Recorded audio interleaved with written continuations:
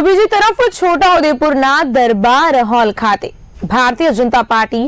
છોટાઉદેપુર જિલ્લા દ્વારા આત્મનિર્ભર ભારત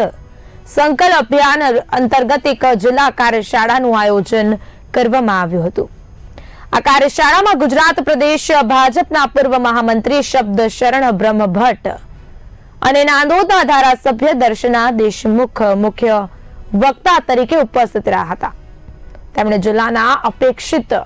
પદાધિકારીઓને આત્મનિર્ભર ભારત સંકલ્પ અભિયાન અંગે માર્ગદર્શન પૂરું પાડ્યું હતું।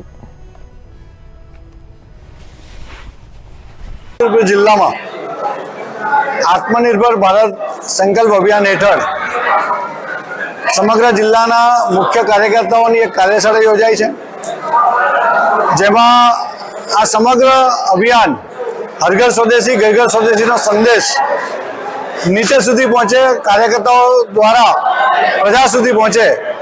એ માટેનું આહ્વાન કરવામાં આવ્યું છે। માનનીય વડાપ્રધાન શ્રી નરેન્દ્રભાઈ મોદીએ 2014માં આ દેશનું સુકાન સંભાળ્યું ત્યારથી જ તેમણે સ્વરાષ્ટ્ર, સ્વભાષા, સ્વભૂષા અને સ્વદેશીની ચળવળને વેગ આપવાના સતત પોતાના કાર્યમાં પણ અને આચરણમાં પણ પ્રયત્નો કર્યા છે અને આ નીચે સુધી જાય એટલા માટે આ કાર્યશાળા યોજાઈ છે અને સમગ્ર દેશની અંદર